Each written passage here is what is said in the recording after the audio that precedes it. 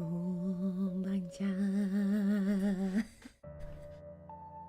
Hello, hello, welcome, welcome. Welcome, welcome. Today, first off, I gotta wish you guys happy Halloween. Hello, hello. It's the scary season. It's the scary day. It's spooky month. It has been spooky month for a while, but it is spooky day. It's the spookiest. The spookiest. Today is the spookiest day of all. Hello, hello. Welcome, welcome. Welcome, welcome. Today we shall read the Creepypasta. It is my first time doing a reading stream, but I've been wanting to do a reading stream for a while now, so I'm happy to finally do a reading stream. Yeah, I've been looking forward to this stream. I hope you guys have been looking forward to it too, but I know I've been looking forward to it. I was very excited about it. I prepared some creepy stories for you guys that I can read for you, and I hope that you guys will get spooked. I chose one from what you guys suggested. I chose one because I tried to look at what you guys suggested, and a lot of it was very, very good. Just some of it didn't really lend itself well for streaming, I think, because there were a lot of different voices, but I picked one that I think I can do on stream that will be interesting. So we're gonna be reading today, and I feel like me having just woken up really adds to the creepy vibes in my voice. But I hope you're all ready. I'm excited. What do you think about my Halloween setup, huh? What do you think about my Halloween setup? What do you think about my Halloween setup? Bum, bum, bum, bum. Because I think it's pretty cool. It's pretty cool. I bought a Halloween costume, and I got a little ghosty friend here, as you can see, a little ghosty friend. So yeah, we're I'm all ready for Halloween. Do you guys have any Halloween plans, or is it just chilling for you guys too? Because I'm gonna be chilling and getting spooked. I hope that you guys are gonna get spooked in this stream too. We're gonna see. Let's start off with our first story now, shall we? Shall we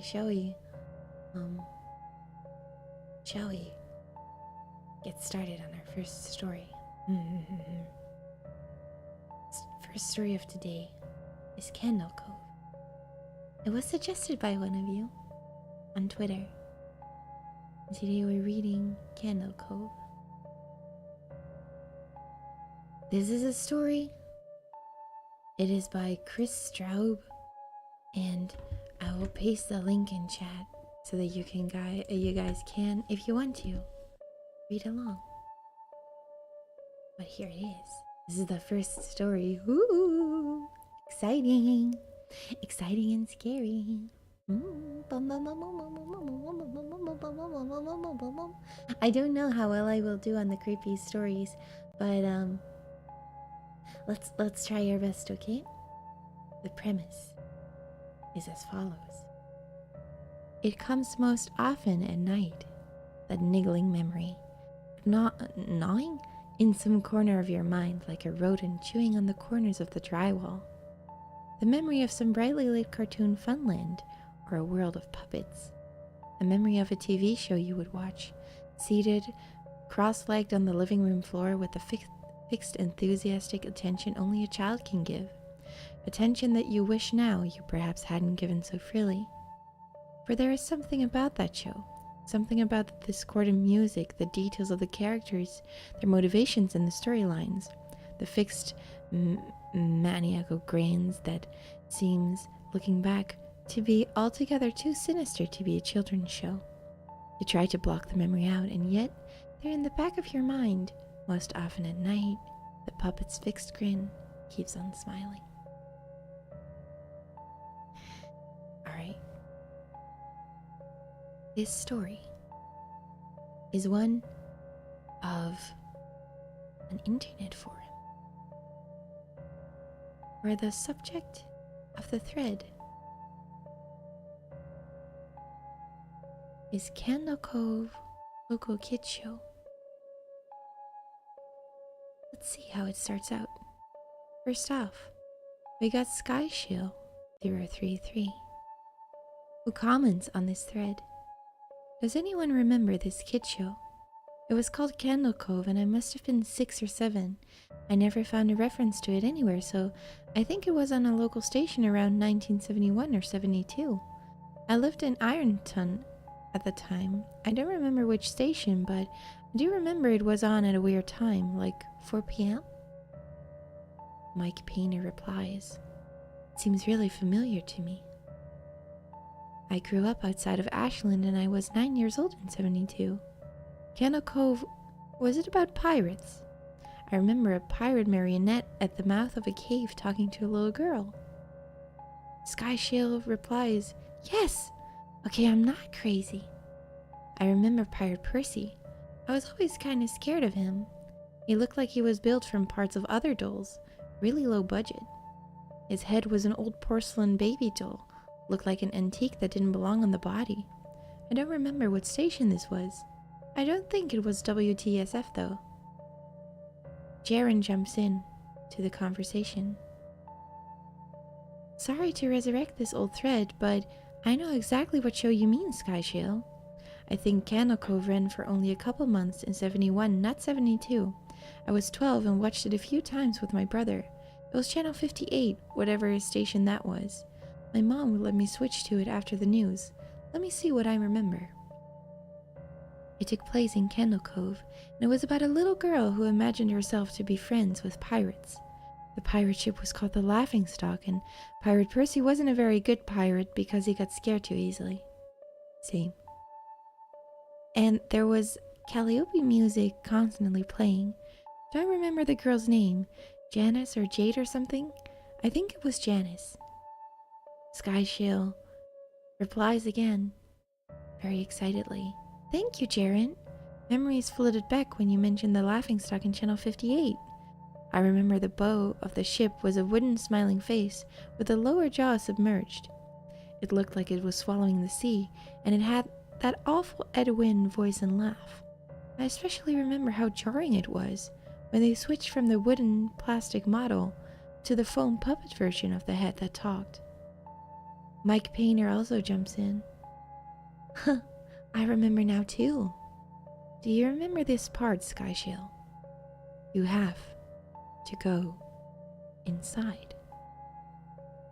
SkyShield gets chills from this comment. I got a chill reading that. Yes, I remember.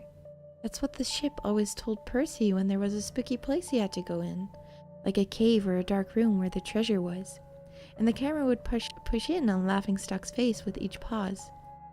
You have to go inside. With his 2 eyes askew and that flopping foam jaw and the fishing line that opened and closed it. Ooh, it just looked so cheap and awful. You guys remember the villain? He had a face that was just a handlebar mustache above really tall, narrow teeth. Picture that, chat. Picture that for a second. Kevin Hart replies, I honestly thought the villain was Pirate Percy. I was about 5 when the show was on. Nightmare fuel. Sharon replies again. That wasn't the villain, the puppet with the mustache. That was the villain's sidekick, Horace Horrible. He had a monocle too, but it was on top of the mustache. I used to think that meant he had only 1 eye. But yeah, the villain was another marionette, the Skin Taker. I can't believe what they let us watch back then. Kevin Hart replies, oh, Jesus Christ, the Skin Taker. What kind of a kid show were we watching? I seriously could not look at the screen when the Skin Taker showed up. It just descended out of nowhere on his strings, just a dirty skeleton wearing that brown top hat and cape. and his glass eyes that were too big for his skull. Christ almighty. Skyshow asks, wasn't his top hat and cloak all sewn up crazily? Was that supposed to be children's skin? Mike Painter agrees. Yeah, I think so. Remember his mouth didn't open and close? His jaw just slid back and forth. I remember the little girl said, "Why does your mouth move like that?" And the skin taker didn't look at the girl but at the camera and said, "To grind your skin." Sky shows somewhat relieved that other people remember the terrible show.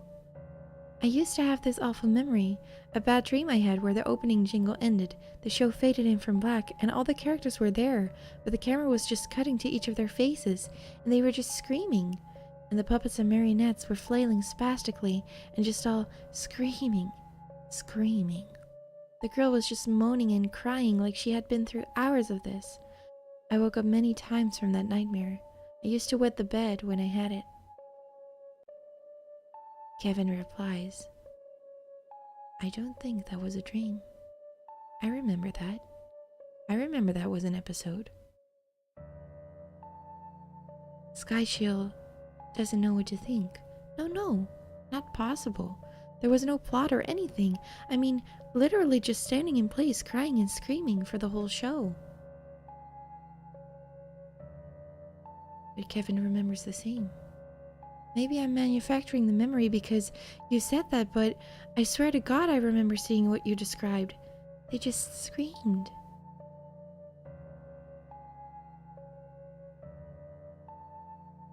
Sharon jumps in again, reminded of the same thing.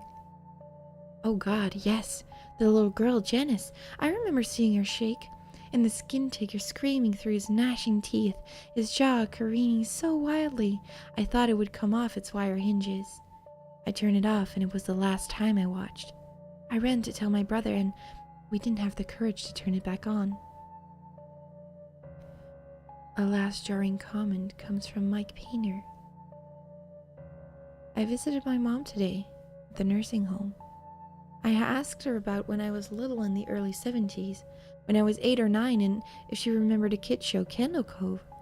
She said she was surprised I could remember that, and I asked why, and she said, because I used to think it was so strange that you said, I'm gonna go watch Candle Cove now, Mom, and then you would tune the TV to static and just watch dead air for 30 minutes. You had a big imagination with your little pirate show.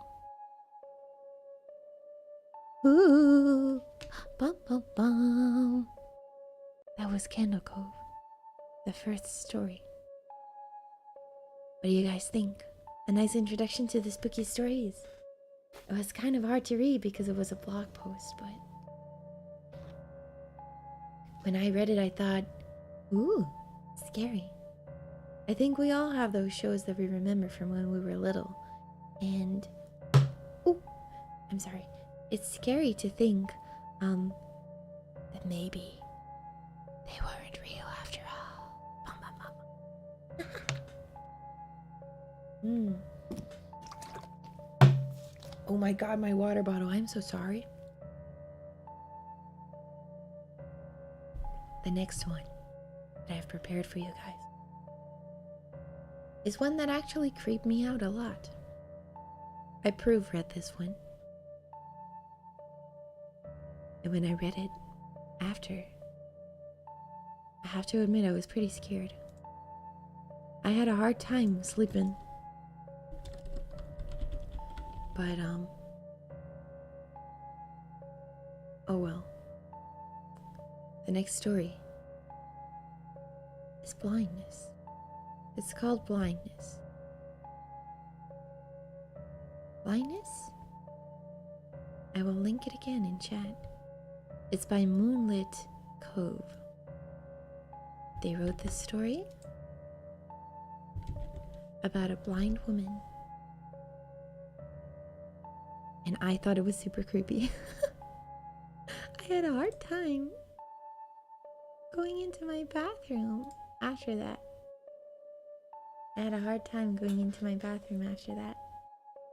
but we'll read it. Let's see if you guys get spooked too.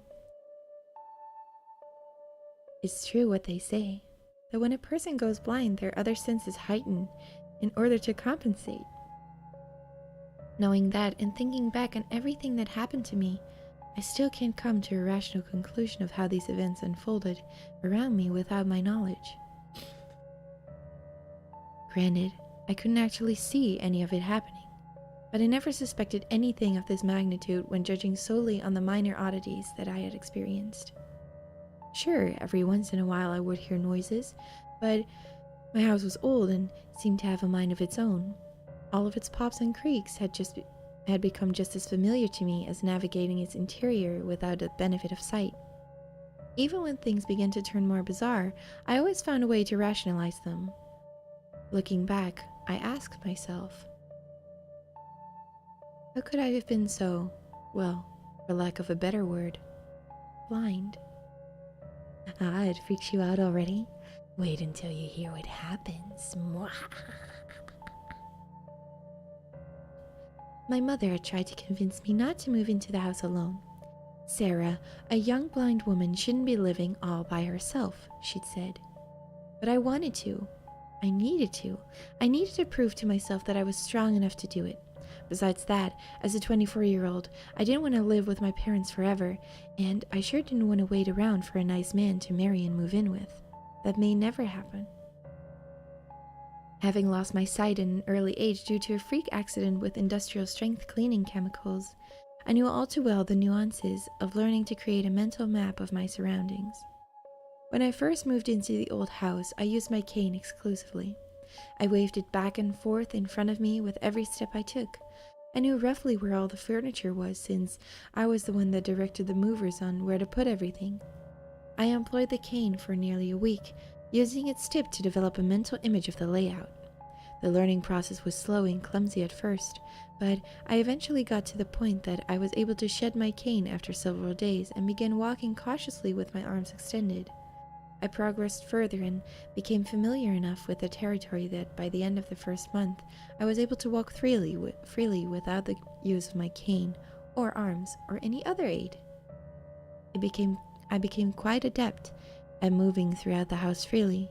Not only that, but the house was located in a somewhat urban area, which made it convenient to walk to any place I had the need. The grocery was only 3 blocks away. There was a department store across the street from that, and a bank and coffee shop just a bit further on. I got used to listening to the flow of traffic and timing the lights in my head so I would know when the walk and don't walk signals were lit. Sorry. Occasionally, a kind stranger would offer to take my hand and lead me across. I would thank them and we would part ways once we were safely on the next sidewalk.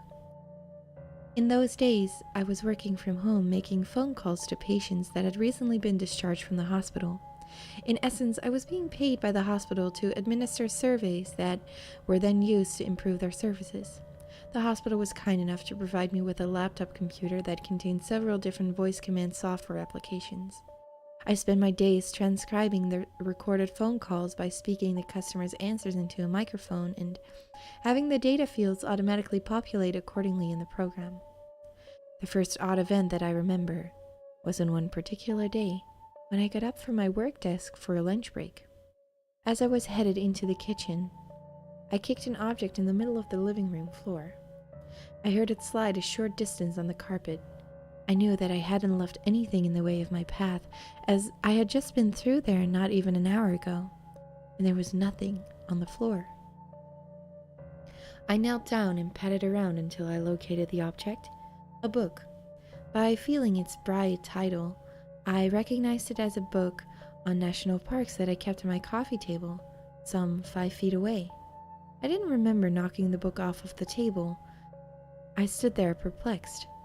The longer I thought about it, though, the less frightening it became to me. I convinced myself that I must have simply forgotten about knocking the book to the floor, and I must have stepped over it or next to it during my other passes through the room. I returned the book to its place on the table and went about making my lunch. That night, while lying in bed, I heard a sound that came from the kitchen. was almost entirely masked by the usual sounds of the pops and creaks from the house settling, but I definitely heard it, faint as it was. It was a very light humming noise, so light, in fact, that an average person without enhanced hearing may not have heard it at all from this distance. I slowly got out of bed, listening intently, the sound increasing as I made my way down the hallway and through the living room. As soon as I passed through the threshold into the kitchen, I knew what the sound was. It was the compressor motor on the refrigerator, and it was substantially louder than usual. I approached the appliance and found that its door was standing wide open. I eased it shut, and the hum returned to a normal volume. And I'm gonna take a sip of my drink.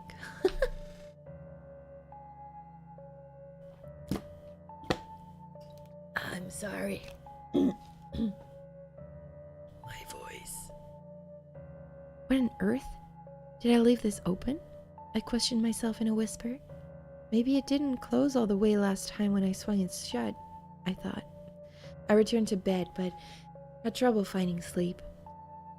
My mind wondered and questioned how I could have overlooked the fallen book and the open fridge door when they'd first happened. The next morning, I decided to go have breakfast at Espresso Express, the little coffee shop up the road. They served excellent coffee, and you could also get a ham and cheese croissant melt that was to die for. That alone was worth the effort of showering, dressing, and leaving the safety of the house to be plunged into a buzz of whizzing traffic, honking horns, and people clamoring on the sidewalks. On that morning, a gentle stranger helped guide me across the intersection just ahead of the coffee shop. I said, "Thank you," as they released my arm, but there was no response. He or she was lost in the shuffle of people on cell phones, their conversations momentarily audible to me as they passed in front of and behind me. The tinny sound of a bicycle bell alarmed me, and I felt the breeze left behind when the rider whipped past. I entered the coffee shop to a much more serene environment and enjoyed my favorite breakfast at a seat near the plate glass window, bathed in the sunlight that washed in on me. That afternoon, I took a break from making phone calls to use the bathroom. As I was seated on the toilet, I heard something next to me. It was as if something had brushed against the sink, an ever so subtle sound. My heart rate rose and my brow furrowed as I strained to listen closer. All I could hear was my pulse throbbing in my ears. Suddenly, a wall clock in the living room chimed 4 o'clock, startling me to the point that I jumped slightly while still seated there. I regained my composure, washed up, and returned to the computer to transcribe the data from my phone surveys. I closed the laptop and went to make dinner at 6:30. Over the years, I had learned to be extra careful when dealing with the hot oven and burners. Once, I had accidentally set a plastic plate directly onto a burner that was still hot, resulting in a cloud of noxious fumes that lasted for days, long after I'd finished cleaning up the mess. I was lucky that it had burned itself out and the damage wasn't any worse. After that close call, I bought a small fire extinguisher to keep on the countertop next to the oven. On this particular night, I made my dinner without any risk of fire. However, the undertaking wasn't completely without incident. As I proceeded to make dinner, I discovered that the canned goods I needed for the recipe were missing from the cupboard. I've always kept my canned goods in very specific places on the shelves so that I would always know what was what without the benefit of being able to see the labels. I don't remember using up the items I needed that night, but apparently I already had, so I opted to make a casserole instead. I sat at the dinner table enjoying the simple meal I had made. The television was playing in the background, filling me in on all the day's news headlines. I finished the first portion on my plate and reached to dip into the casserole dish once more. I scraped the inside of the dish, the sounds of metal and ceramic echoing through the kitchen. It was empty. I can't believe it. I couldn't have already eaten it all, I said incredulously. I thought for sure that I'd prepared a bigger portion than that, and I didn't remember emptying the dish fully onto my plate. Thoughts ran through my head in an attempt to reason out the matter. Had it baked up to be less than I'd anticipated? Had I spilled some on the table while dishing it onto my plate? In search of the missing food, I placed the palm of my hand on the tabletop and moved it steadily over the area within my reach. As I was doing so, there was a distinct movement in front of me. I gasped and my heart rate immediately quickened. I felt the blood pulsing through my neck. The sound was not as subtle as the others I'd been hearing.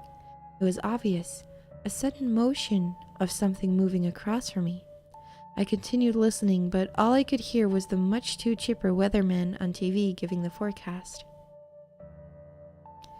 Do you guys have any idea what's happening, astronauts?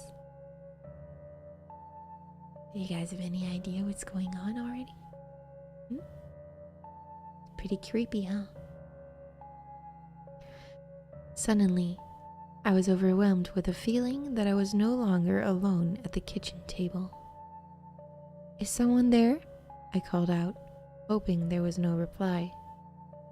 Silence. I felt a shift in the air pressure as if something moved behind me, followed by the creak of a floorboard. I froze.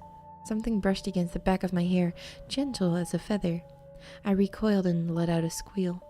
I shot up out of my chair, made my way to the corner of the kitchen, turned to face the interior of the room. Who's there? I demanded. No answer. By this time, I was breathing heavily, practically hyperventilating. My chest and throat radiated heat as my heart raced inside, giving me the sensation of acute indigestion.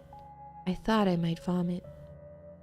I slowly made my way to the doorway leading into the living room. I stood there for what seemed like an eternity, listening for something, anything that would explain the circumstance. Eventually, I moved on and worked my way into the hallway bathroom. I locked the door behind me. It took over an hour and a half for me to calm down. While in the locked bathroom, I wrestled with my thoughts. I reasoned with myself. I didn't want to admit that my mother was right, but maybe I shouldn't be living alone. It appeared to be taking its toll on me. On the other hand, all of these things could be logically explained, I told myself. If I wasn't blind, I'd have seen whatever it was that caused the noises, and it would be so obvious. I laugh about how ridiculous it was to be scared of it, I'm sure. At least, that's what I tried to convince myself. What finally brought me out of the bathroom was the ringing of the telephone. I admit it startled me at first, but only because it had been so quiet for the last 2 hours. I cautiously opened the door and entered the hallway. My phone was in the living room. I approached it quickly and answered. Hello? Hey, Sarah. It's Jill. Thank God it was just my friend Jill. Hi, Jill. How's it going? Oh, I'm doing good. I saw you at Espresso Express today, she said in a playful tone, which I didn't understand initially. You did? Mm-hmm. I saw you in the window when I walked by on the sidewalk, still in a playful tone. Well, why didn't you come in and say hi? I asked. I didn't want to disturb you. Disturb me? Why would you be disturbing me? Because, silly, I assumed you were on a date. Who's the lucky guy that was sitting with you?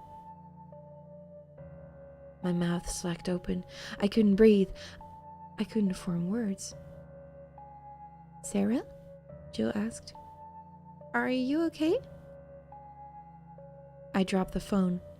I could still hear Jill's muffled voice, even though the speaker was face down on the carpet. I frantically made my way around the house, arms flailing in front of me. Who are you? I yelled into the house. What do you want? I was terrified, but also angry. I felt violated. I didn't necessarily want to encounter whatever it was, but I couldn't go on hiding in my own house any longer. I spent hours searching every square inch of the property and found nothing. I finally went to bed after I was able to calm down, but I did not fall asleep until the wee hours of the morning. A light rustling sound woke me not long after I fell asleep. Still in the dark hours of the early morning, I wasn't sure at first if it was real or if I had dreamed the noise. As I was about to get up, I noticed that the sheets next to me were pulled back. I stretched out my right arm into the empty space beside me. It felt warm, as if someone had been lying there with me. The events of the previous day flooded back into my memory. My sightless eyes welled up with tears as I began to question my own sanity. Frustrated, I bolted up and out of the bed. I threw on some old clothes and headed toward the front door with the intention of fleeing the house. unsure exactly where I was going to go. Maybe Jill's place? She lived fairly close. I wanted to take my cane with me, as I always did whenever I went outdoors. I searched the house frantically, unable to remember where I'd left it. I almost always left it propped against the wall by the front door, but it wasn't there. I made my way along all of the perimeter walls, feeling desperately for the cane. When I neared the kitchen, I still had not found my walking aid, but I made a discovery of a much more startling nature. A barely detectable vertical crevice in the wall I had not known about previously. I used all my fingers to follow the crease of the wall across the top and down the other side. It was a doorway designed to fit perfectly flush within the wall. I leaned my weight inward against the panel and felt a slight give on its right side.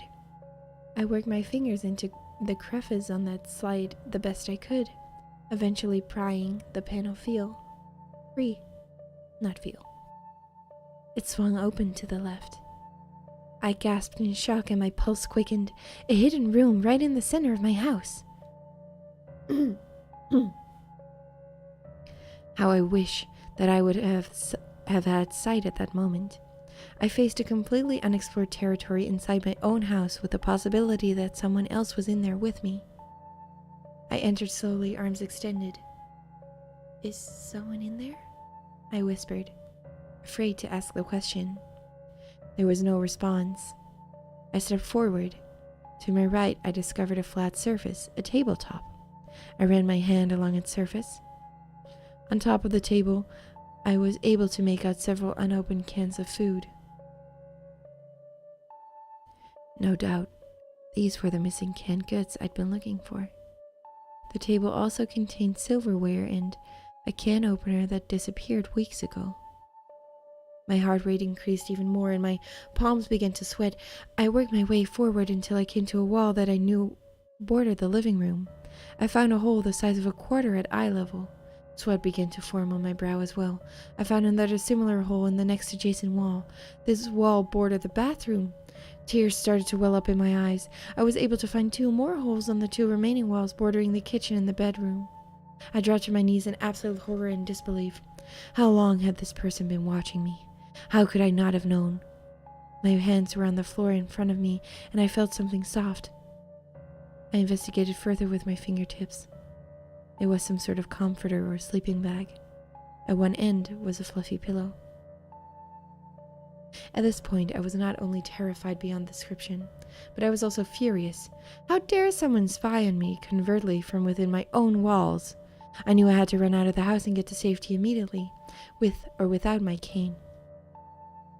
I decided I would go to Jill's house and we'd call the police from there. I made my way to where I remembered the hidden door to be, my arms sweeping the area ahead of me in a panic. Instead of the open door, my hands found the warm torso of a human, a male, standing silently in the doorway. He grabbed both my arms and pulled me out of the hidden room and into the house. We struggled in the kitchen. I kicked at him and screamed as loud as I could into his ears. I was able to get one arm free and I used it to grasp for the fire extinguisher that I knew would be by the oven. He attempted to pull me away, but my fingers reached his nozzle. I swung it at him, feeling the metal cylinder connect with the back of his skull. He released my other arm and I pulled the trigger in his direction.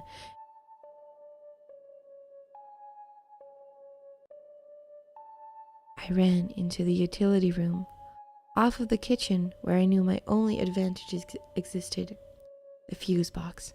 I found the box and tripped every lever I could find, eliminating all power from the house. If this perverted psycho wanted to kill me, he'd have to do it on an equal playing field, in the dark. The intruder had not followed me into the utility room. The fire extinguisher must have dazed him. I remember the toolbox I kept in that room, and I quickly retrieved the longest screwdriver I could find. I stood in the corner and listened carefully. If he was still conscious, he would not be able to move around in the pitch darkness without creating noise. I would surely detect his movements. I held the screwdriver against my chest, gripping its handle tightly with both hands. I felt my wildly beating heart against the side of my fist. After an eternity, I moved forward a bit. I may have knocked him out or even killed him. I had to make sure. I left the utility room and entered the kitchen. There was still no sound from anywhere in the house. I passed into the living room and headed toward the front door. Halfway through the room, I could feel his presence. Something in the air around me had shifted. Without warning, there was a breath on the back of my neck, followed by a deep whisper directly in my ear. The showers were my favorite. I screamed and swung around, stabbing the screwdriver into empty air. I ran for the door. It was merely a few feet away, but I couldn't reach it due to the resistance I met when the voyeuristic brute's arms wrapped around my waist. He wrestled me to the floor and straddled me. I tightened my grip on the tool and plunged it as hard as I could into his side. I shudder to think about it when I recount the feeling of the steel shaft separating two of his ribs. It was horrid, and I was only able to stomach it, knowing that if I hadn't acted, my life would have ended then. The man winced in pain and let out a deep growling grunt. He fell backward and rolled off of me. I turned over onto my chest and pushed it up off the floor, then crawled over to the couch and used it to get back onto my feet. I still held the screwdriver, a warm trickle of blood seeping onto my knuckle. I could tell that the intruder was writhing around on the floor near the doorway. I would have to exit through the back door. From the opposite end of the living room, I entered the sunroom, where the door was located. I wasn't as familiar with the entry point, causing me to fumble around with the deadbolt and screen door locks for longer than I would have liked. I knew there were concrete stairs there leading to a flat patio. How many steps? 4? 5? I couldn't remember. I proceeded slowly. The last thing I needed was to fall and twist my ankle. After navigating the steps, I came to the end of the patio, which emptied in a narrow alleyway between the shotgun-style houses behind me. My steps were slow and cautious. My hands told me there was a brick wall to my right and a brick wall about 5 feet to my left. The sides of the two houses. I was entering unfamiliar territory without the benefit of my cane. My breathing was frantic and the tears continued to fill my useless eyes. I kicked something and nearly fell over. It felt plastic, a child's toy maybe. I was moving much too fast compared to my level of comfort with the surroundings, but I had no choice as footsteps were approaching behind me. I picked up the pace, waving the screwdriver out in front to buffer my impending collision with any obstacles. 10 more feet of forward progress and the screwdriver alerted me with metallic clanging to the presence of a chain-linked fence connecting the two houses. I stopped and cried out, my voice breaking up through my tears. No. I turned around, my back to the fence. I began swinging the screwdriver violently. Leave me alone, I screamed, more hyperventilating, more tears. The man approached slowly and then stopped just a few feet away from me. I got the feeling he could see what he was doing. Either there was an electric light in this alley, or the dawn had already crested enough that ample ambient light was available. I didn't know which one was the case because I had no idea what time it was. Knowing I was about to die, I just wanted answers. How long? I managed to ask. How long have you been in there? My voice was angrier than I'd expected. Since before you lived there, he replied calmly, his voice deep. I got lucky with you, a blind girl. Well, with the others, I couldn't come out in the open when they were home. I couldn't sit and eat dinner with them. I couldn't stand over them while they worked at their computers. I couldn't go to the coffee shop with them. There was a pause as he moved even closer. I couldn't stand next to them in the bathroom. I cried uncontrollably at a whirlwind of emotions. I had never before felt so violated, so angry and so terrified all at the same time. There was sudden movement again in front of me. Don't touch me, I demanded as I held up the screwdriver. I don't know exactly how it happened. I don't know if he didn't see the tool or just didn't care, knowing that he was caught. But as he lunged forward, he managed to impale himself on the screwdriver and pin me up against the fence. My hands were still gripping the handle, but it was so deep inside him that his shirt was touching my fist. His breathing became gurgled, and his last words to me were, I couldn't snuggle next to them in bed either. We collapsed together as one unit. The fence tore at my back as we slid down onto the ground. His dead weight nearly crushed me, but I managed to push him off and crawl away. I crawled all the way back to my house, in through the back door and into the living room to my phone. I sobbed hysterically as I keyed the digits 911 and fell to the floor. And that's the end of the story. Mwahaha. Mwahaha. Imagine someone being in your house without you knowing. That's terrifying. That is terrifying. That is terrifying.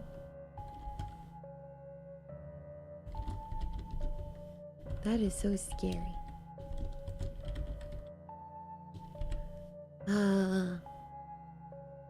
Next story. Oh no, you can already see where I'm putting it. That's okay. The next story is called The Twitch Stream.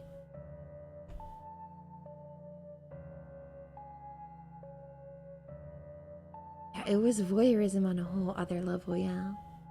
Very creepy, huh? I read it, and I was home alone, and I was terrified.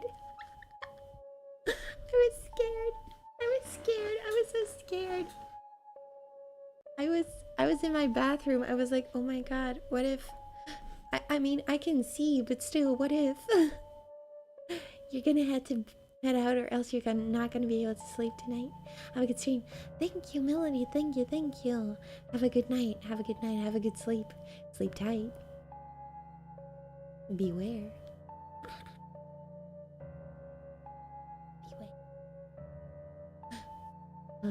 The thinking of someone watching you while you shower?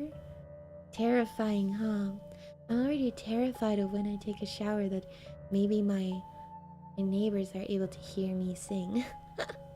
Imagine someone just being able to watch.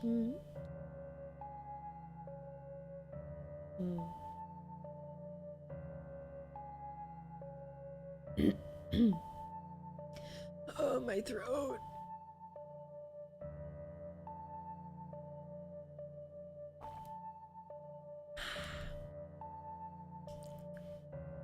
Are we ready for the next story? Oh my god, the ghost can...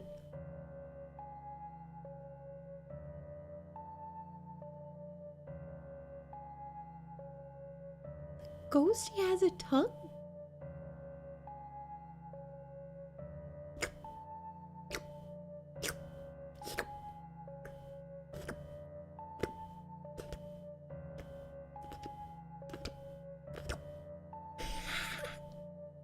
The ghost has a tongue. Why am I so happy about this? It's so cute. Okay. Sorry. You just thought that's one of the only moments that you don't see well. Scary, huh? Well, I guess you never know. I'm sorry. Okay, the next story is the Twitch stream. It's similarly scary, I think, as it is to blindness. I have 2 more stories, but I think I might be able to finish them both. I'm not too sure. We're gonna read the Twitch stream first.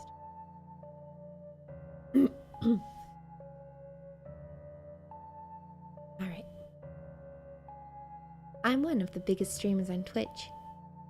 I play games spanning all genres, and my streams consistently get over 20,000 viewers. I love what I do. It has taken me many years to get to where I am today, and not a day goes by that I wish I was doing something else. That is until the horrifying events of last Friday happened, which have shaken me to my very core and left me wondering if I will ever stream again. The stream started normally. I powered on my face cam, loaded up my Twitch interface, and then went live. My viewer count immediately jumped to 2,500, and within a few minutes it was at 10,000. Although this has been the norm for at least 2 years, watching that viewer count rise so quickly still makes my heart race inside my chest. It makes me remember all of the streams I did back in the day, when 5 viewers meant that my stream was popping off, and receiving even a tiny donation sent my head spinning through the clouds. I greeted my chat and then made a big announcement. For today's stream, I was not only going to play the games of their choice, but I was going to play them with randomly chosen subscribers. I wanted to do something special for my 6th anniversary stream, and the positive response was immediate. The chat board started filling up so quickly with comments and emotes that they flew across my computer monitor faster than my eyes could register. The event began successfully. I played a few matches of Overwatch with a guy who happened to be around my age and who was hilarious, and then Dead by Daylight with a girl who had just finished high school. My stream quickly rose to 50,000 viewers and might have even reached 100,000 had things not turned out the way they did. As it stands, the stream took a frightening turn when I was playing with the 3rd subscriber of the day, a 7-year-old kid named Tanner. "Hello, D," he said after joining my Discord server, opting to call me by my nickname instead of my streamer name. "Hey, buddy," I said. I could immediately tell by the sound of Tanner's voice that he wasn't any older than 10. For this reason, my initial thought was to discreetly find a way to dump him and then pick a different subscriber to play with. It's not that I have anything against kids, I just felt uncomfortable streaming with somebody so young. I didn't want to do or say something that might upset him, and I also wasn't sure how my chat was going to respond. I have a zero-tolerance policy for bullying or negativity during my streams, and the last thing I wanted to do was exploit this kid for my own personal gain. When I turned my head to read the chat room, though, the comments were nothing but positive. "He sounds so cute. Come on, D, play with him. I wonder what game he's going to choose." These comments and several dozen similar ones flooded my monitor within seconds of Tanner's voice ringing in my headset, so I knew that I had to play with him.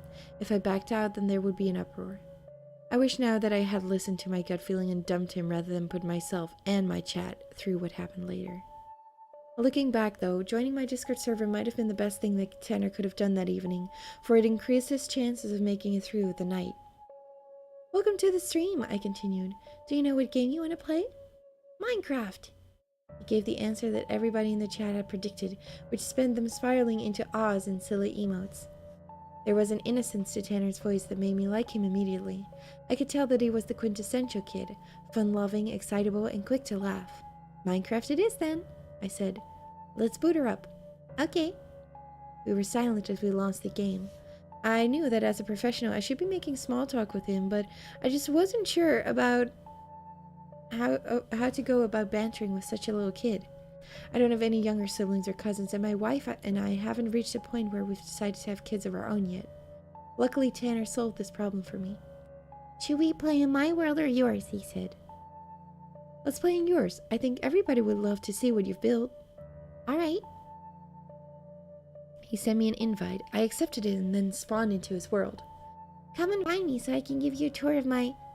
His voice was interrupted by the sound of shattering glass, which boomed through his headset so loudly I had to lower my volume.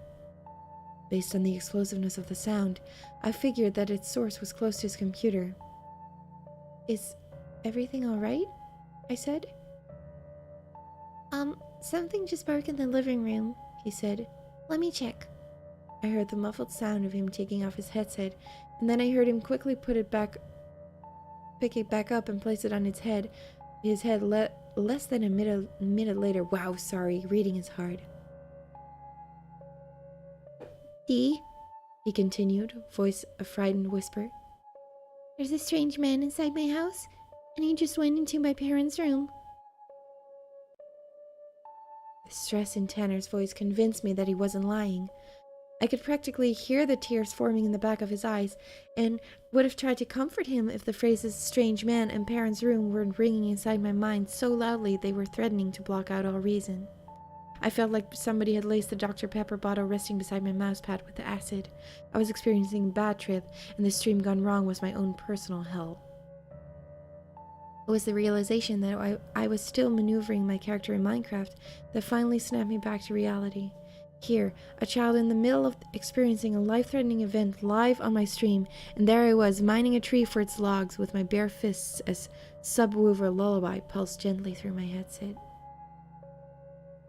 The shame I felt at my selfishness and forever caring so much about view counts and the fickle comments of my chat still lines my throat to this day. I closed down Minecraft, yanked my hand away from the mouse, and then placed my focus solely on the microphone and the sound of Tanner's voice. Everything else that I normally cared about while streaming I buried under my desire to help this innocent kid who probably fell asleep every night watching my YouTube videos on his iPad. Doing my part to save his life was all that mattered. "Tanner," I said, "you need to call the police immediately. Are you by a phone?" Luckily, my voice came out steady. I was afraid that it would come out shaky given the adrenaline pumping through my body like a drug. Out of the corner of my eye, I could see the comments on my chat room whizzing across the monitor like broken slot machine. I tried my best to ignore them. "My phone is in the living room," he said, voice just above a whisper. I could tell that he was only moments away from crying. "Don't worry, buddy. I will call the police for you. Is there any place that you can hide? Where inside the house are you? Are you in your room?" "Yes, I am in my room." His tears had started falling full force, making his voice nasally. The distant scream of a woman erupted in my headset. The scream sounded painful and guttural, as if whoever was making it was having their vocal cords torn out one thread at a time. For one of the only times that night, the chat became completely still. "You need to hide now, Tanner. Is your headset wireless?" Yes, sir." "Good. Take it with you and crawl under your bed." For the next few minutes, all I could hear were sniffles and the rustling sound of Tanner sliding under his bed. "I'm here." "Are you safe?" "Yes." "Okay, good. Stay put. I'm going to call the police. But first, I need you to tell me where you live." Luckily, he knew his exact address, and I wrote it down using the pencil and paper I always keep in front of my monitor as soon as the words left his mouth. "Good job, buddy. You're doing great. Hang on for a second while I call the police, alright? Don't take off your headset." "Don't leave me all alone, Dee." His voice was laced with so much feeling as he said that for a moment I felt tempted to ignore the police and stay right there in the Discord server with him. This feeling quickly passed through as another scream, this time from a male, exploded through my headset and sent the hairs on the back of my arms shooting into the air. "I'm not going anywhere, I promise. This will just take a moment. Stay where you are." I quickly looked up the number for the police station in his city, which was in another state, so I couldn't just dial 911 on my computer, and then pulled out my phone and gave them a call. "Police department, please state your emergency," said a woman's voice in my ear. I told her the situation in as few words as possible. She paused for a moment before speaking, presumably looking at whatever resources were in front of her.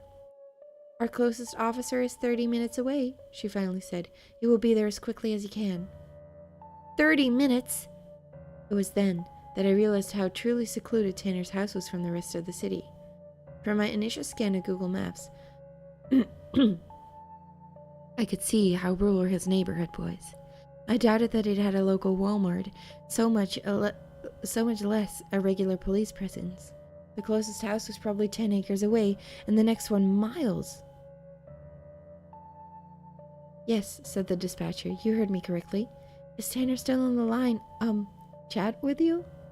A rare slip-up, and understandable given the unlikelihood of the situation. I had heard of other streamers getting swatted before, but this made even the dangerous prank look like child's play in comparison. "Yes, he is." "Good. Is he still safe?" "He should be. I told him to stay under his bed. Tell him that the police officer is on his way and that he needs to stay hidden until he arrives." I put my headset back on and relayed Tanner a message. He responded with a tear-clogged, "Okay," and then I lifted my phone back to my ear. I told him, "Thank you. From there on out, I want you to stay in the chat with him. Put me on speakerphone so that I can hear what you are saying, and so that I can advise you should any new developments occur." The moment the word speakerphone left her mouth, I cursed myself in my mind. Why hadn't I thought of that? Here I was surrounded by thousands of dollars worth of gaming equipment, and I was too stupid to think of utilizing a technology that even my 80-year-old grandfather could use? I hit the speaker button, placed my phone in front of my keyboard, and then nuzzled my headset back over my ears. The sound of Tanner's shallow breathing greeted my flesh. He sounded like a small and wounded animal caught in the middle of a railroad track as a freight train hurtling towards his head. "Hang tight, buddy. A police officer is coming as quickly as he can." You're doing great. Thank you, Dee. I always knew that we would be friends. Before I could respond to such a touching remark, a scream so guttural ripped through the headset that I nearly reared back in my chair. Are you okay? I said, trying to keep my stomach acid from rising into my chest. They are in the living room now, he said, voice almost a sob. I think he's killing them. Several more screams burst through the chat. He's killing them. Keep your voice down, Tanner, or he will hear you. My command was greeted by whispered sobs.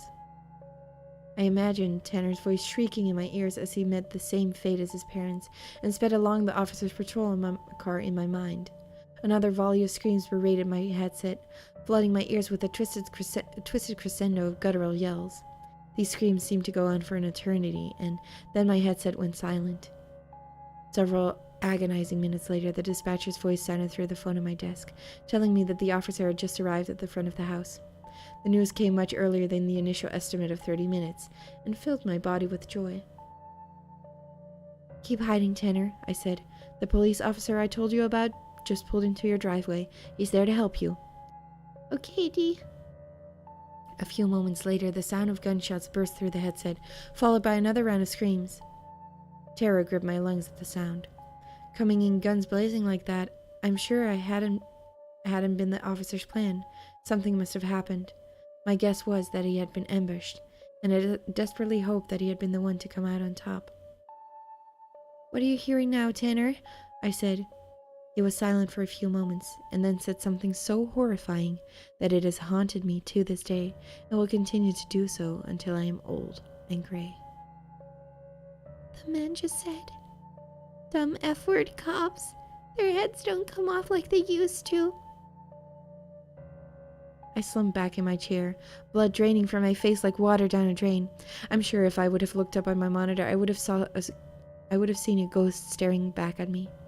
My already sky-high stress level were plummeting into the stratosphere, and I couldn't tell up from down. Their heads don't come off like they used to. Dumb F-word cops? The sound of Tanner's hoarse and innocent voice projecting the words of such a sadistic man will echo for an eternity in the darkest chambers of my mind. So horrified was I by the thought of what had happened that the poor police officer's tears nearly filled my eyes. Now wasn't the time to let my emotions get the better of me, though. Given that there weren't any other cops in the immediate area, I knew that I was the best positioned person to help Tanner escape the situation alive, and, as much as it frightened me to think about, in one piece. Just sit tight, Tanner, I said, voice almost as hoarse as his. I'm going to find a way to get you out of this, I promise. I trust you, said Tanner. He had stopped crying long ago. I could tell that he had fallen into survival mode and respected him all the more for it. Although he wasn't my kid, and I had only known him for such a brief time, my newfound responsibility towards him made me feel as if he had born into my arms. Hang on for 1 second. I need to talk to the woman on the phone again, okay? Okay. I took off my headset and leaning closer to my phone. Are you still there? I am. The officer you sent is dead. Are you sure? How do you know? Tanner heard him get beheaded. I knew of no other way to say it. He could hear the man who killed him talking to himself about it in the living room. Jesus Christ. Hearing this brief comment from the dispatcher filled me with almost as much dread as the thought of hearing Tanner's last breath billowing through my headset, for it was the moment that I realized just how much of a dangerous turn the situation had taken. If a professional police dispatcher who dealt with emergencies daily was shocked enough to make such an out-of-character comment, then something truly extraordinary was taking place. I have a SWAT team on the way, but it will take them at least 35 minutes to get there, and this time, when I say 35 minutes, I mean it. We were lucky that Officer Brunswick was able to arrive at the scene so quickly. The SWAT team is traveling from town, which is a lot slower going. I pictured Officer Brunswick's body laying in the middle of Tanner's living room, bloody and headless, and thought that he was anything but lucky. What do we do then? He doesn't have that much time. You need to tell Tanner to flee the house the moment he has the chance. He says that house is in a densely wooded area. He can take refuge in the trees until the SWAT team arrives. Ask him if he has any windows in his room. Okay, good idea. I grabbed my headset from its place on my desk and then threw it back over my ears. You still with me, Tanner? Yes, sir. The way he sometimes called me sir was so endearing that it only made me like him and fear for him even more. You need to run out of your house the moment you get the chance and hide in the woods until more policemen get there. I know it's scary, but you have to trust me. Are there any windows in your room? No. Tanner's answer made me place my head in my hands. What kind of room didn't have any windows? I don't think I understand. You said that you are in your room, right? Yes, but my room is in the basement. Of course it was. At this point, I couldn't see any variations of the situation that ended with Tanner leaving the house alive. He might as well have been stranded on the moon for all the good anybody could do for him down there. The thought that he might get pulled out from under his bed at any moment, screaming bloody murder before the sadist slashed him to pieces, burdened my every breath. Before I had the chance to consult with the dispatcher about this new development, Tanner's whispering voice once again greeted my ears. He's looking for me, Dee. I can hear him walking around upstairs. He keeps saying that he's going to find and kill whoever is hiding from him. My heart just about leaped through my chest. Once I took a breath and thought about it, though. It made sense that the intruder now knew that there was somebody else inside the house. For why else would a police officer arrive at the scene, gun drawn, unless somebody had reported him? Everything is going to be fine. Just stay where you are. More help is on the way. You don't understand. He's coming down the hall towards the basement. I can hear his footsteps getting closer. Tanner's voice started speeding up. I have to do something, Dee. I can't stay under my bed. He will find me too easily. I heard the sounds of thumping footsteps approaching through my headset. Oh my god, he's at the top of the stairs. I heard the rustling sounds of clothes sliding across the carpet. Tanner! I shrieked. Tanner! The cacophony of a body tumbling to the ground raised my eardrums. I heard the sound of a knife splitting flesh, and then a scream so guttural it made all of the previous screams I had heard that night seem like laughter. I nearly passed out in my chair. I felt like my heart was being torn from my sternum. Had I really heard what I just thought I had heard? Had Tanner, that innocent little boy who had just wanted to play Minecraft with his favorite streamer, really just been massacred in his own bedroom? I couldn't stomach the thought. This couldn't be happening. The universe couldn't be so cruel as to rob this innocent child of his beautiful life. Just as I had given up hope that I would ever hear Tanner's voice again, his voice rang out, loud and clear, through my headset.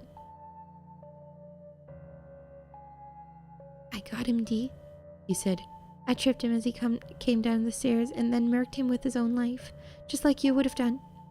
I looked over at my monitor, and through the thousands of Pepe hands and poggers, I could see whirling across the chat at a nauseating pace. My eyes looked onto one word, which stood out among all of the emotes like a signpost glowing through the windows of a speeding car. Justice. As proud as I am of Tanner for taking the situation into his own hands and ending the life of that miserable wretch, I am having difficulties finding myself again after such a traumatic experience. The memories of that stream haunt me daily and plague my sleep with brutal nightmares. It's not the sadist that haunts me, although I think about him a lot, but the prying, invisible 50,000 pairs of eyes that were watching the events unfold in real time through my stream. They had loved every minute of it. It was the best stream that they had ever seen and probably ever would. It was this thought that caused me to have a realization. They would watch the same thing again if they were ever given the chance. If it happened in a different time, in a different place, and to a different kid, they would drop everything they were doing and glue themselves to their computer, as if they were watching an episode of Games of Thrones. After my experience that night, I learned that human beings flock to violence, just like junkies in desperate need of a fix.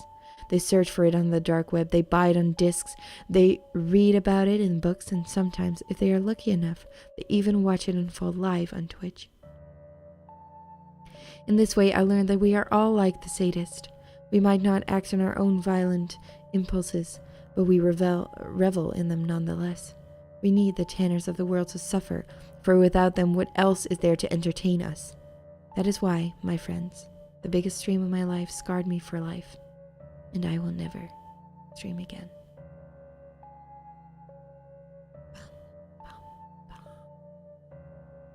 Scary, scary, scary.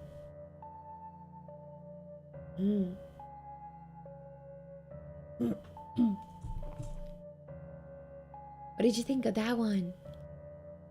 What did you guys think of that one, huh? What did you guys think? Scary, huh? Pretty scary.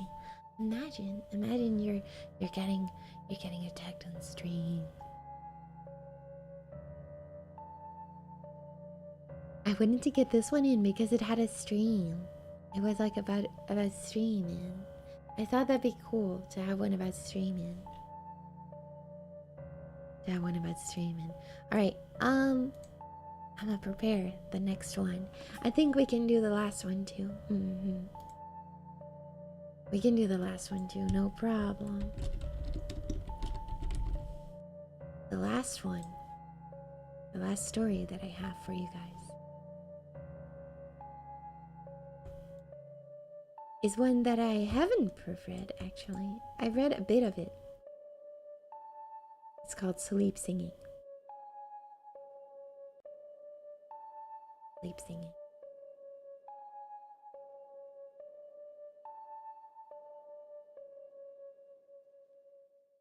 It's just that this is story time.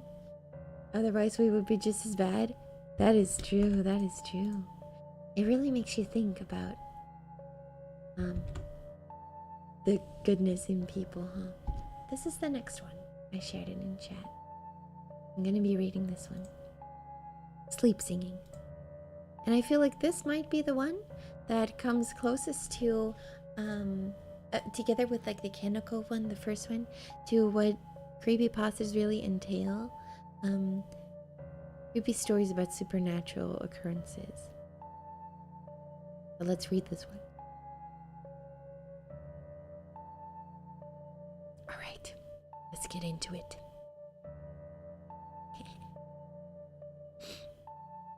My wife had always been a sound sleeper. She never snored, talked in her sleep, nor was she particularly restless. Oftentimes, she'd wake up in the same position she passed out in, with barely a wrinkle in the sheets around her.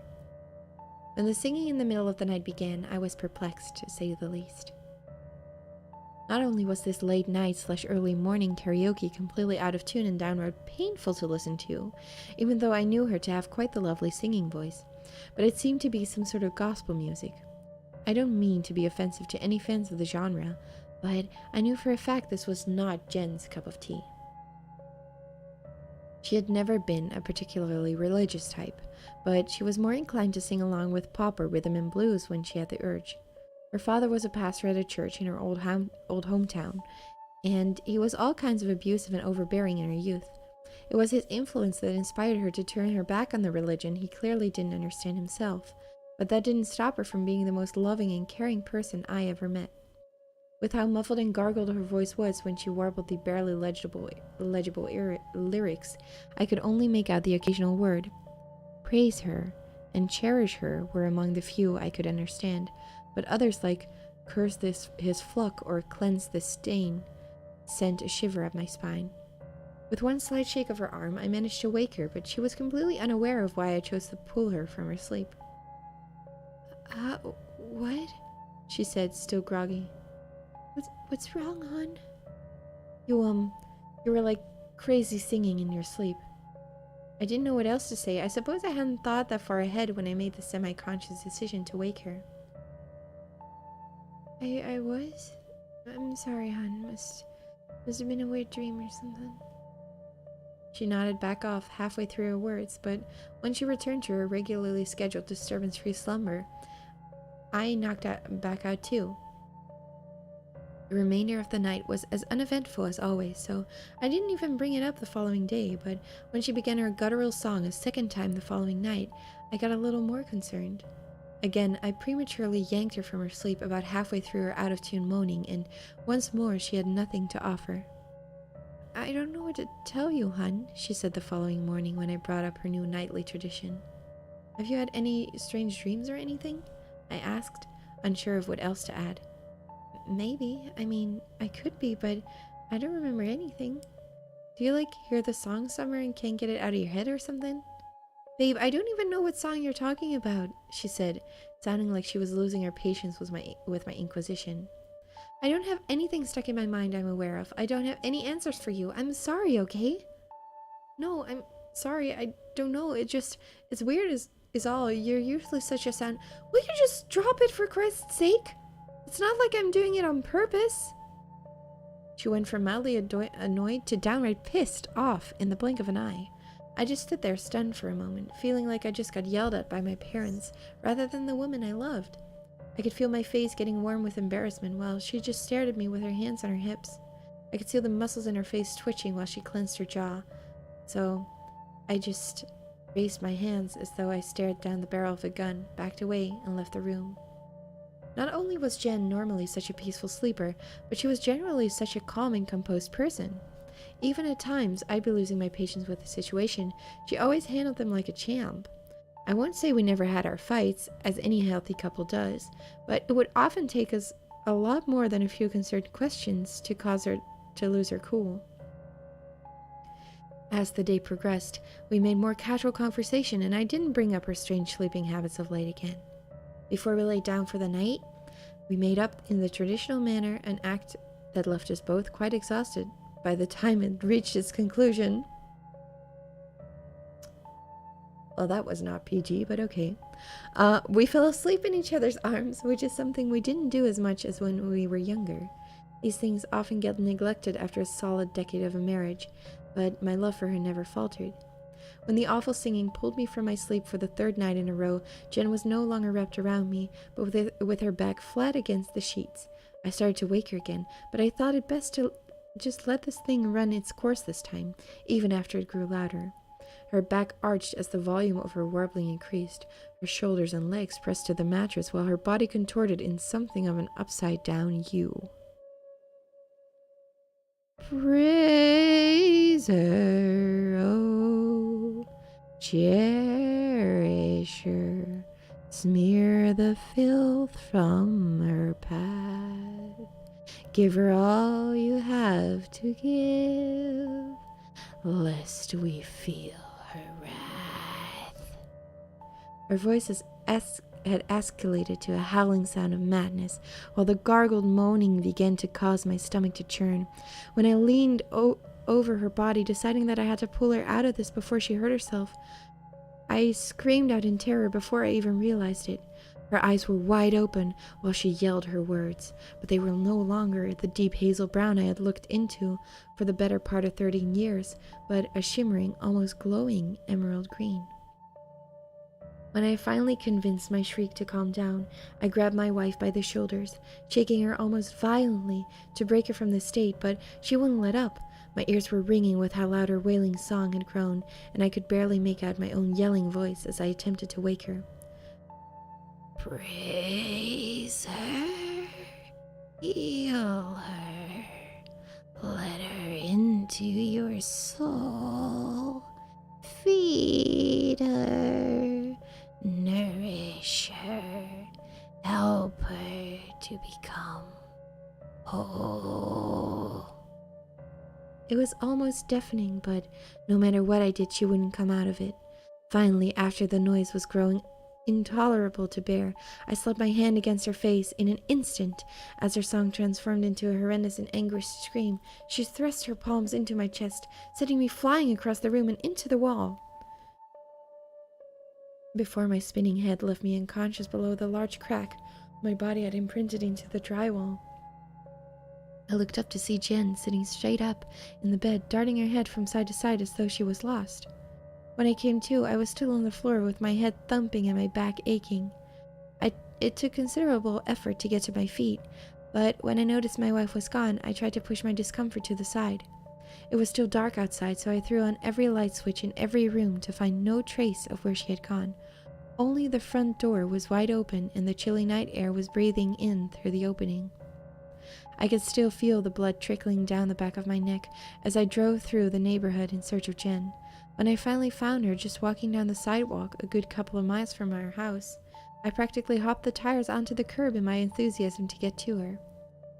"Hey, hun," she said, seemingly in something of a daze when I ran up to her. "Jen, what the hell are you doing?" "Oh, I'm not sure." She finally stopped walking when I grabbed her by the shoulders, standing in front of her to look her in the eyes. Though I was thrilled to see that they had reverted to their normal color scheme, I could tell her marbles hadn't quite returned yet. She was only wearing her sleep shorts and tank top, so her skin felt as though it was freezing to my touch. "Want to come back home with me?" "Huh? Yeah, let's do that. I'm sleepy."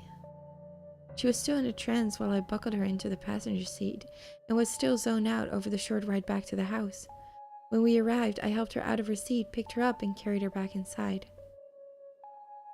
"You're so sweet," she said with a light smile and cute giggle as I laid her back on the bed, pulling the blanket over her still frigid flesh.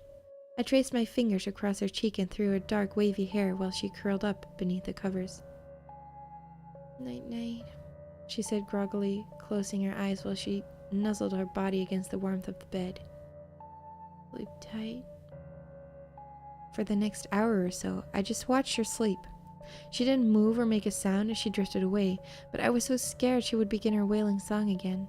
After a while, once I felt confident she was out for the night, I went to the bathroom to watch the oozing wound on the back of my head. It was still quite tender, but I hoped the 4 ibuprofen I knocked back would work their magic. When I finally climbed back into bed, I was reminded that my back was still throbbing pretty good too, so I rolled onto the side to face my beautiful wife. As my eyes grew heavier, I attempted to push aside the stabbing pain in my chest that sorely needed answers to what had become of the once kind-hearted and carefree woman I adored. I knew I would likely have to seek out professional help for her soon, but not tonight. Jen was still asleep when I woke up the following morning. Even though I knew my body could use a good deal more rest, my back was aching and stiff. After I got done with my shower, I checked back in to find her still knocked out. Honestly, as worried as I was about what had been going on with her, I hoped that her being able to get an extended rest would do her a world of good. While I was downstairs researching online to see if I could find any answers to the strange events of late, I heard the ceiling creaking from movement on the second floor. I sort of froze up for a second, as though my parents were about to walk in and catch me browsing porn on my laptop, rather than Jen inadvertently finding me looking up things she seemed to have no memories of. Given her reaction when I pushed the topic on her last time, I didn't want to inadvertently fuel another fight, even if the makeup session was more than worthy of a few harsh words. Either way, I didn't want to make things worse than they already were. When the creaking from the floor above me fell silent again, I decided to just shut down the computer and check on my wife. I couldn't know if she remembered her late-night stroll or effortlessly tossing me around the bedroom for that matter, but I had to know if she was back to herself or not. I crept up the stairs like a burglar, hoping to keep their home invasion secret, feeling almost silly about how I was acting. I wasn't entirely sure why I felt compelled to be so cloak and dagger about the simple fact of checking on my wife after a Gracie night, but I continued on that course nonetheless. When I reached the cracked open door to the bedroom, I still held my actions as quiet as possible. I softly nudged the door, momentarily worried about potentially squeaky hinges alerting the room's only occupant to her impending guest. Not quest. I can read. When I got inside, I saw Jen sitting on the side of the bed, facing away from me. She was leaned over with her hands tinkering with something I couldn't make out. It wasn't until the jingling music began to softly hum from what she held that another sharp chill ran the length of my spine once more. As I moved in closer, she began to rock from side to side, swaying to the tune, clinking, from what sounded like some sort of music box. When she began to hum along, with the sound of that same hymn she'd been warbling in their sleep for the past few nights, I felt my fingers and toes begin to tremble. Even with it only being the melody of that song her tone-deaf sleeping mouth would wail into the night, I could hear those words bouncing again in the back of my mind. "Praise her," my wife softly whispered. "Cherish her," she continued while she hummed the haunting tune. "Heal her," I muttered under my breath, barely aware I had even spoken. "Nourish her." Our voices spoke together as Jen turned to me, reaching her hand out to take mine. We left the house hand in hand, with her still clutching the music box in the other. The hypnotic tune still carried on while we navigated the car through the neighborhood and out into the world beyond. I had no idea where we were headed, but my wife took care of the navigation. Left here, right here, stay on this road for 30 miles, and so on. Regardless of the fact that she had not once turned the little brass key on the side of the simple wooden box since we left, the music carried on through the entirety of our journey. For hours we darted from one highway to another, up and across back roads, only stopping to refuel. We didn't pull over to get anything to eat as we had no hunger. We didn't pick up anything to drink at the gas station. We were not thirsty. We were on a quest, and that was all that mattered. It was some time after the sun had gone down that we finally reached our destination. I didn't recognize the old cemetery, nor the wrought iron fence that surrounded it, but Jen seemed to know exactly where we were. She still moaned the occasional lyric to the haunting song while we got out of the car, though I no longer felt the urge to sing along. My wife wore a beaming smile as we left the pathway behind to veer hand in hand between and around a variety of both simple and elegant tombstones. The graveyard was massive, housing the dead from decades long past by, as well as some from more recent years. As we continued on, I noticed the dates carved into the stones growing older and older, while the air we breathed tasted more still and unnatural the longer we wandered onwards. I still felt almost mentally vacant when we finally came to a large tomb at the very end of the farthest reach of the cemetery. Though we had passed what I thought would be the very last row of headstones some 10 minutes before, this one stood alone. With only the warped and bent iron pegs of the fence behind it, Jen smiled back at me, while she let my hand slip from hers as she pulled open the large door to the almost cavernous-looking tomb. As soon as she crossed over the threshold, torches on either side of the wide room ignited, lighting up the otherwise darkened area. I could feel my knees beginning to weaken when I strolled in behind her, seeing nothing more than a large concrete casket in the very center of the room. There was nothing decorative inside, only chipped and aged concrete walls and floors. When she set the music box on top of the casket, it sank about halfway in, causing thin grooves to spiral out from around where it sat in place, ending in a small circular hole in the center. When the lid of the music box opened, with the music still reverberating against the solid walls, Jen reached inside, pulling out a long, jewel-encrusted dagger. She held it out to me, giving me a nod of permission to take it from her, before she smiled enthusiastically, lifting her into the casket. "Nourish her," she said as she lay back with her head touching the side of the music box, which had closed itself shut once more. I barely felt into control of my body as I approached where she lay, holding the dagger above me with both hands, smiling back at the beautiful woman I loved with my whole heart. "Make her whole," I said, readying myself to force the blade down into her chest, allowing her blood to flow freely into the waiting mouth of the goddess beneath the concrete slab. The haunting tune still echoed from the box above my wife's head, resonating against the ancient wall surrounding us. Jennifer gave me another nod, signifying the time had come. We smiled warmly to one another as I thrust a dagger downwards with all my might and passion. When I pulled the car back into the driveway of the home I shared with my wife, I was still very puzzled by the events that led us to somewhere on the other side of the country. I just sat staring at the front door with the morning sun beaming down from above, feeling less than inspired to get out of the car I'd already spent far too much time in over the previous 24 hours.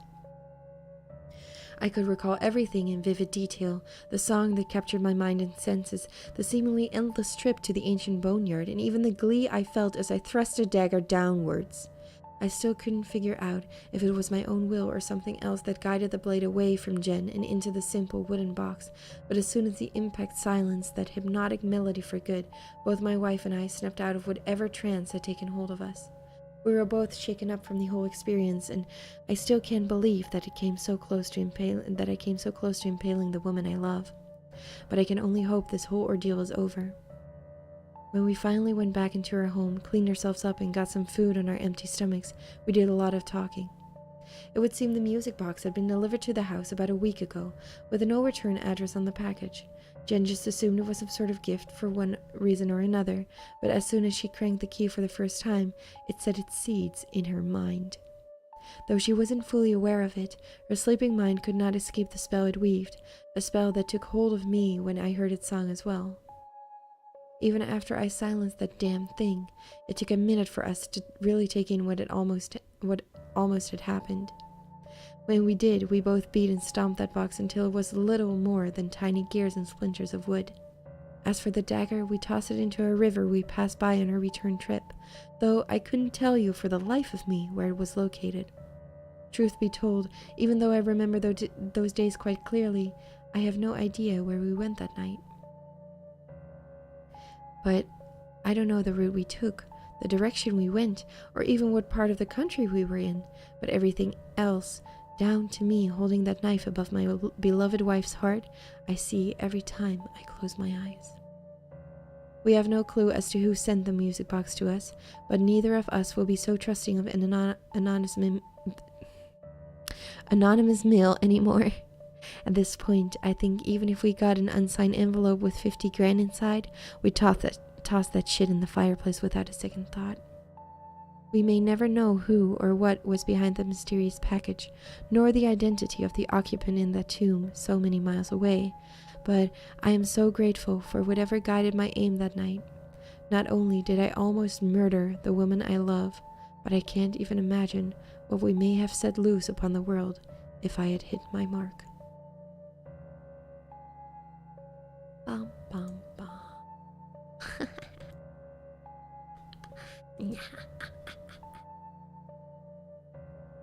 Here we are.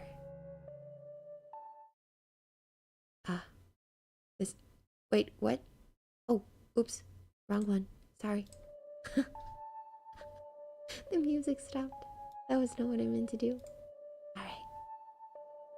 We are all done with the stories for today. Are you guys spooked? Are you guys spooked yet? I know I was spooked when I read them at night. I hope I did a good job reading them for you. I hope you had a good time reading these stories with me. It's like a nice kind of story time. I really wanted to do this with like fan fiction too. So this was perfect to like give it a try it out, see if it worked. And I hope that you got spooked very well. You think it's like a vampire? Really? Like the trance of a vampire? You had hoped we'd see a vampire. That would have been cool, huh? Vampire stories. I love vampires. I love vampires so much. They're among my favorite creatures, I think. I really like vampires. It was awesome. Yeah, thank you. I'm glad that you guys liked it. I hope you guys like the atmosphere for the stream too. I had a great time. time. I really like setting this up and reading it aloud. I'm gonna have to leave pretty quickly now because I have somewhere to be. But maybe in another life we will see each other again. And maybe that other life is tomorrow at 12 p.m.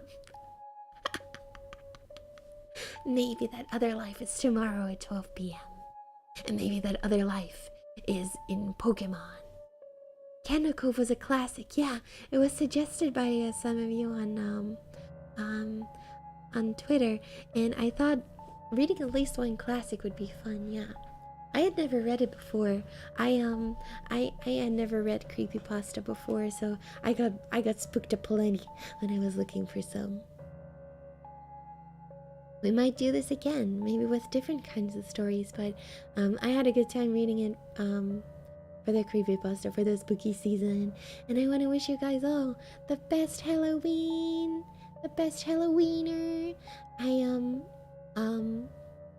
I will see you guys again hopefully tomorrow already. Tomorrow at 12 p.m. I'm gonna be streaming Pokemon again, so we'll be back to our usual schedule after that. But I hope that I'm gonna see you guys again then. 12 p.m. That's my time. That's Central European time now because of daylight savings, which I also didn't edit in my schedule, I now think, but that's okay. Central European time, the times have changed a little. It's still afternoon. No, it's still early morning for my friends on the west side of the world and early evening for my friends on the east side of the world. But check out my schedule to see the exact times. I would see you guys then. And until then, I hope you get spooked aplenty, that you have a good Halloween, the best Halloweener, and I will have Halloween fun in your places too. So have a happy Halloween. Meh, from the ghost. Meh. A lick from the ghosty. And I will see you guys next time. The creepiest. Bye-bye. Bye-bye.